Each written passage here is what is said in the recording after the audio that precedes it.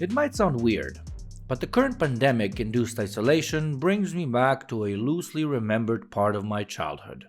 You see, this isn't the first time my government told me to stay inside and isolate. It isn't the first time I've identified the outside world with potential deadly consequences. But that's not where all the similarities end. Additionally, this one, just like my previous crisis, signaled a change so profound that my little childish mind back then, and my grown-ass brain now, has never or will ever predict. Of course, I'm talking about the bombing of my country towards the end of the previous millennium.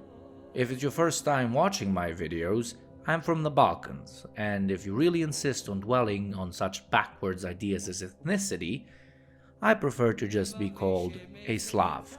And yes, sure, it was more difficult and a hell of a lot more boring back then to stay inside. No internet, no video games, no girlfriend, and a bunch of boomers crowding up the place.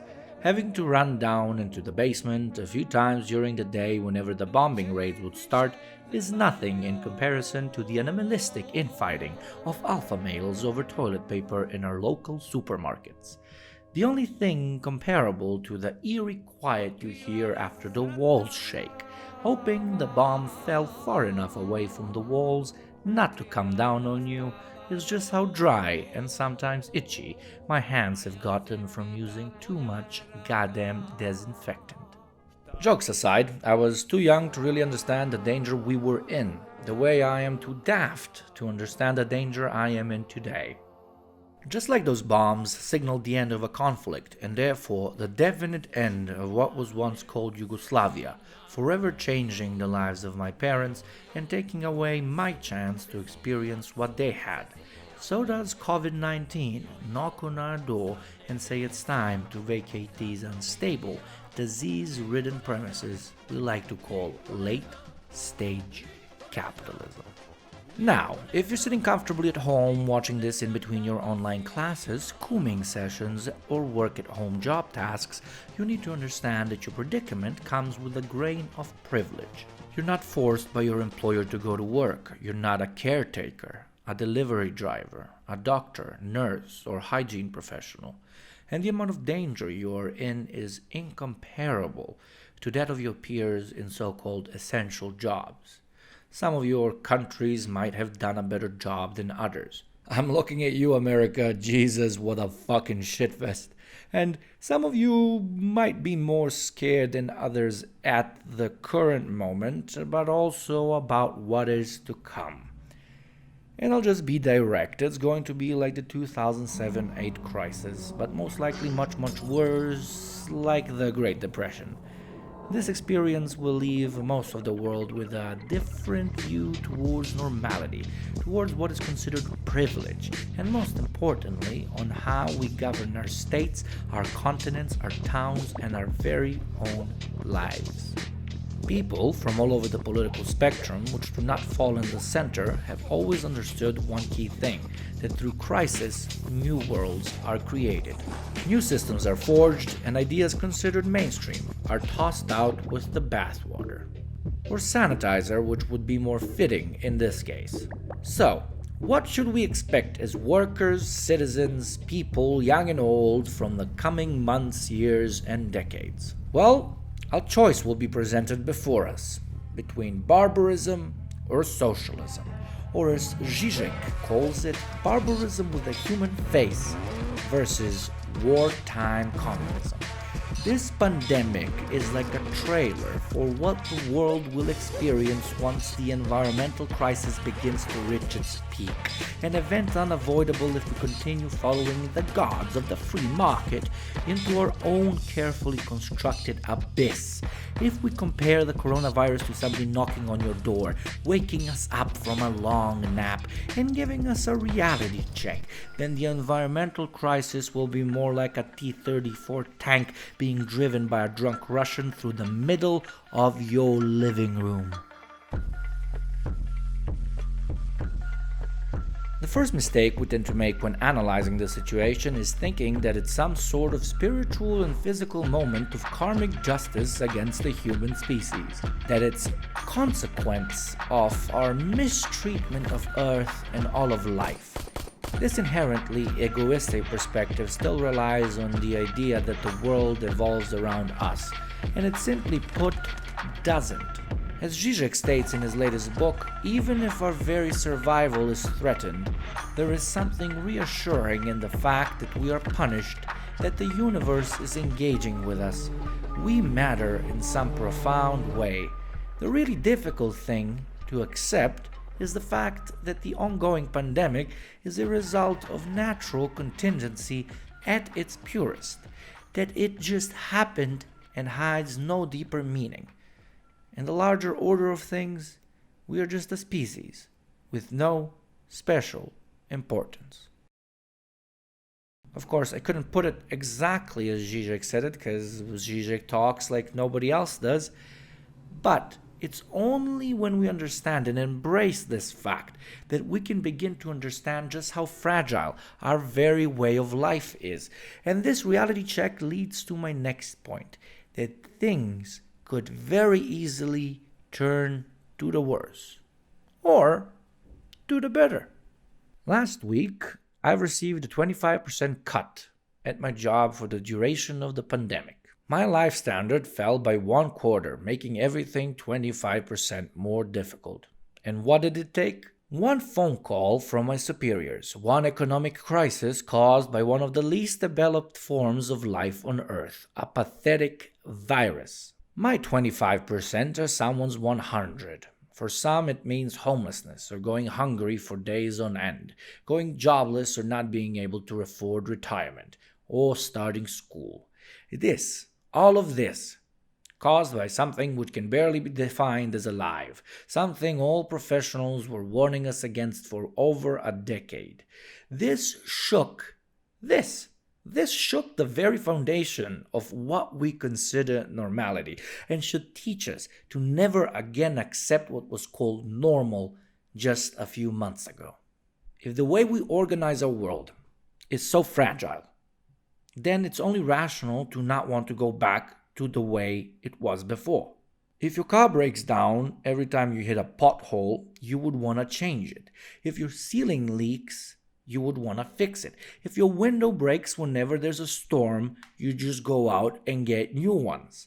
Why is it so difficult for the brainwashed masses of late-stage capitalism to understand that the same logic must be applied to systems of governments and economic models? I guess it really is easier to imagine the end of the world than the end of capitalism.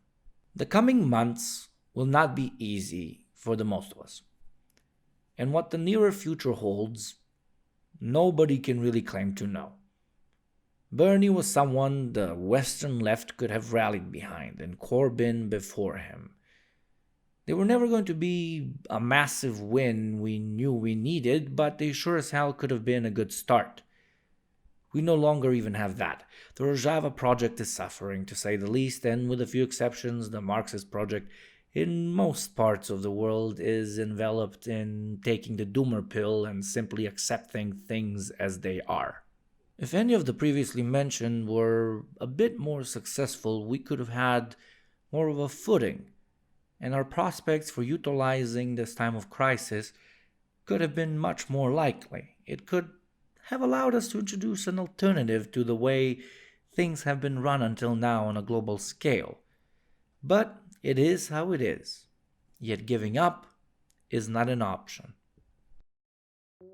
The future is no longer going to be this middle-of-the-ground, under heavy quotation marks, neoliberal system. Its brilliance was in keeping us subservient by giving the so-called mythical middle class just enough not to complain, and the working class enough not to starve. It was crumbs, but it at least gave us that. Now, dear comrades, even the breadcrumbs will have a higher price. When an animal is cornered, it bites back the hardest, and if we want to admit it or not, capital as an idea, as a concept, as the fuel which runs the world, fuel, get it? Is quite literally licking its wounds and picking its new prey. It has already managed to introduce reactionary rhetoric to a biological instrument, to a virus. It's no longer COVID-19, but rather the Chinese virus, an attack on the Western world by the Oriental. They are either the savage who eats bats, or the cunning evil which creates diseases in labs out of jealousy towards the greatly more developed Western world. The Chinese virus. This use of nationalistic rhetoric is simply the beginning. Not more than 50,000 people have died in the US as of making of this video, and we already reached this stage. What happens when 100,000 die? When 50 million are left without work?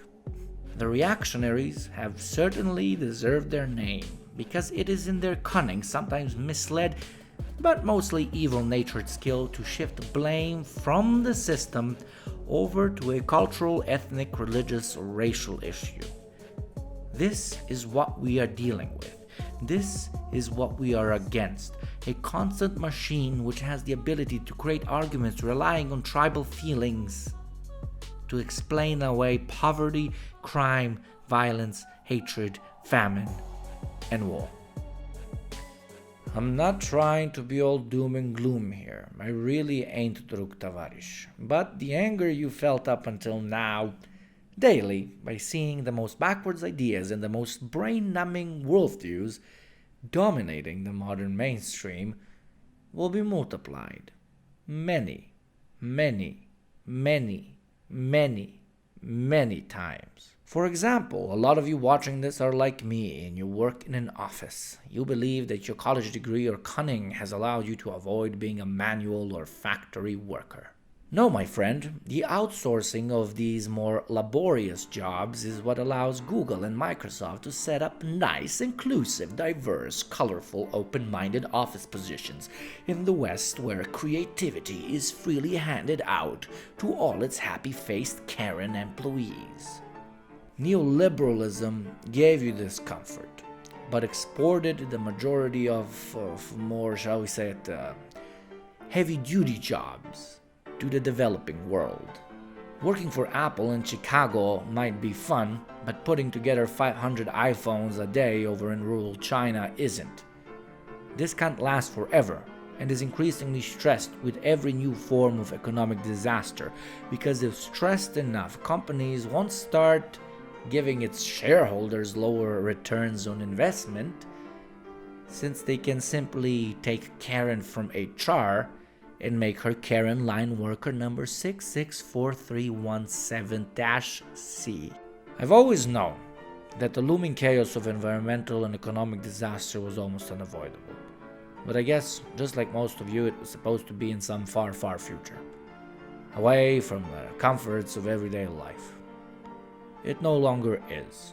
When something that isn't even alive or dead, when a health crisis can introduce this amount of radical change to our lives, especially to the lives of working class people and people of developing nations, then what's coming afterwards should fucking terrify us.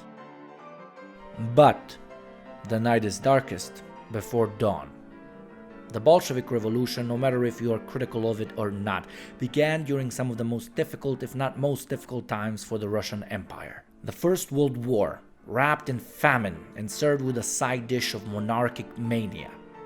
And it was through the suffering and the struggle of people like us that made the idea of a new world not only imaginable, but unavoidably necessary.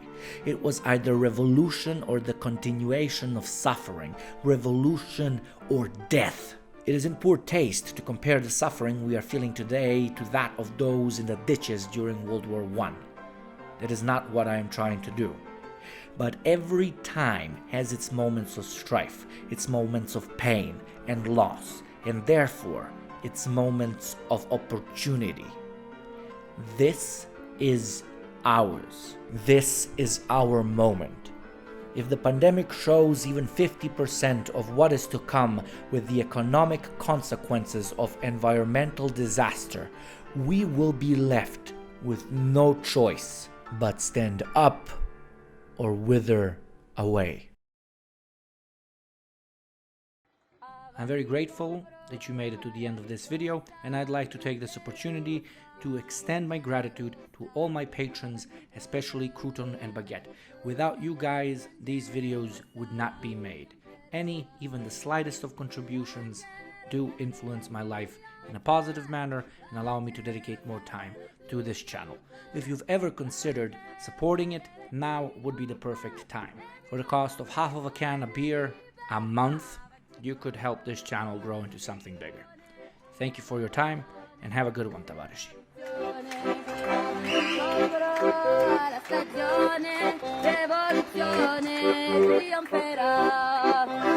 Bandiera rossa deve trionfar, bandiera rossa deve trionfar, bandiera rossa deve trionfar. E viva il comunismo e la libertà, più vicino, più frontiere, sono i confini, rosse bandiere, o proletari alla riscossa, bandiera rossa trionferà.